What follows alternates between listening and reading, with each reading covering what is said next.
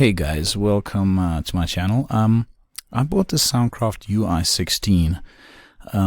It actually just arrived today, and I couldn't actually find any proper demos on how the interface works. And then I thought, well, maybe I should just kind of make a quick video for you guys, just to show you how easy this is and how powerful this tool is. As you can see, it's a entry-level desk price-wise for the amount of channels. It's an amazing little device. It's got 12 XLR channels, 6 of them that can take a jack input, 4 auxiliary outputs, and of course your main mix, the only actual digital knobs it has. You can take a USB to play media, dump a few songs on a flash drive, and you can play it off there, or a record directly to flash drive, which is cool. I'm really into that, and it's got its own little Wi-Fi router already built in, so you don't need to attach alternative Wi-Fi router, but you can if you want to boost your signal. But for my purpose, I want to use this for my small band setup. It will be on stage. I'll have a pre-mix that I've already done. Alright, that being said, let's quickly look at the interface. Quite an easy little interface, amazing little thing. Let me just get this down that you can see better. So before you start, if you have any basic knowledge on mixers, you get level and you get gain. Gain is your preamp levels. So if your gain is on 0, your preamp is not open and no signal will go through. So you need to open up your gains. A lot of people has the complaint that the desk doesn't work, and most of the time it's the fact that they just didn't activate the gain, because most of these desks come preset with 0 gain or 0.30 gain options already on. So just click this mix and gain level, make sure your gains are open.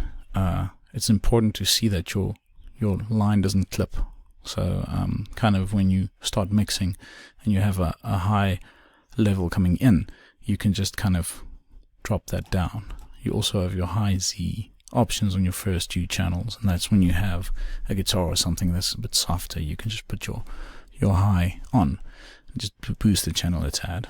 Alright, so make sure your levels are open, and you can also activate your phantom power on every individual channel, which is amazing. And you can flip your phase. So if you have 2 mics in your kick drum, and then pointing to each other, you can just flip the phase of one that it doesn't phase each other out. Okay, cool. Coming back, got your mute, very easy. Solo, if you know what that is all about. You got your left and right channel. So if you do cymbals or something, or especially toms, you can kind of try and get them around. But I send a mono mix to my FOH. I don't really care about that. So there you have your channel. Now if you want to get into the nitty-gritties of your channel, all you do is you double click on your name underneath. Here you have direct your effects send channels, that's on here, but let's quickly just start with your EQ. Your EQ, you can actually have an alternate setting to your EQ, which is amazing. You can go and look for the frequencies that you don't like and cut it out, which most live engineers do, or you can go boost those lovely frequencies that you like. It also comes with a bunch of presets that DBX loaded for us. So if you have an acoustic guitar, there's a few presets you can try. It's the 2 alternate versions of it. If you have a bass guitar, there's a typical bass EQ, and from there you can go on. It's got everything you need. So which is cool for especially drums, because not a lot of people know how to mix drums. And you just double click on your kick. So we are currently on our acoustic guitar, so let's take an acoustic guitar mix. Then dynamics, it's basically compression. You guys know about compression, your release time, attack time. So attack means how quick it will attack. So if you're mixing something like a guitar, you don't want too quick attack. You want to just release it a bit.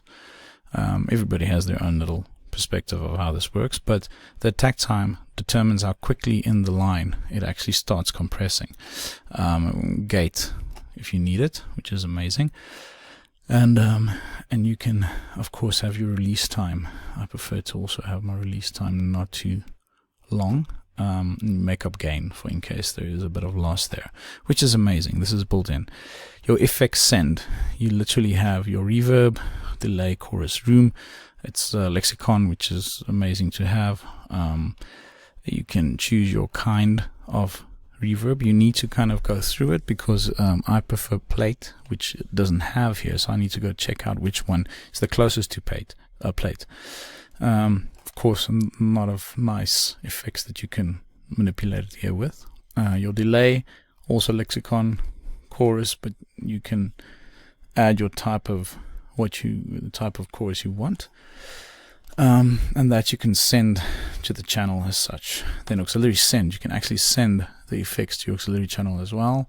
Sorry, this is your actual effects that you're sending to your aux channel. You have your pre and your post that you can activate. These are linked together, so you have 2 aux channels currently running on this. Okay, so then you go to your DigiTech, which you can actually go and select the amp or effect. So let's say a Marshall, got a nice little Marshall stack here that you want to activate. Cool, and then you can run your electric through this without taking your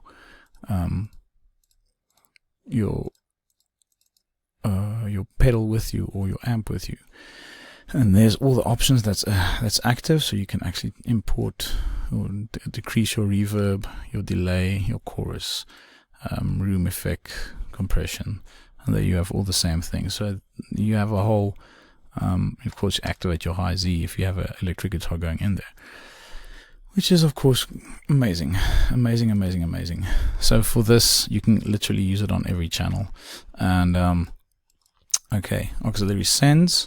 Here you have your auxiliary sends on each channel. Now, what's the amazing thing is what I'll show you in a few minutes is the fact that you can actually go and edit your Wi-Fi login. You can log into 10 devices into this desk, and you can edit the permissions that every device has, which is phenomenal. So you can have your whole band logged in their phones or their pads or their computers and doing their own little mix. So the drummer doesn't want to hear the lead vocalist. He wants to hear the lead vocalist, but he doesn't want to hear the BVs, and he of course wants to hear the kicks and everything. And there you have your own little control over your mixes.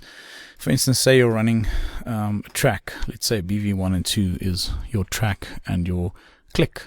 And you say, okay, cool, I want click on left here, and I want track in both ears, but you kind of want to be able to control your click separately. So you send that via aux2 to your drums, which is of course amazing.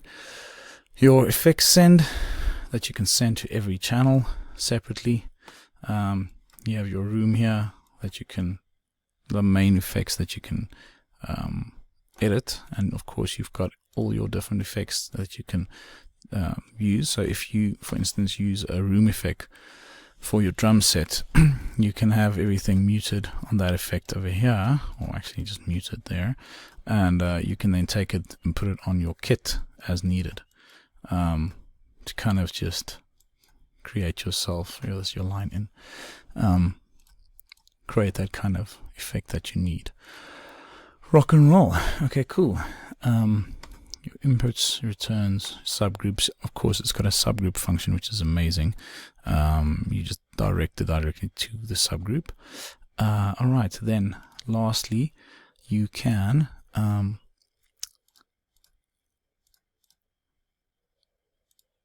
you have your meter on every channel. You can have your gain between you and the band. You can have a of course also available for people that log in separately. Mute your effects and everything. There's always also a little knob for a effects pedal that can be plugged in, that you can actually separately mute the effects while you're talking, which is amazing.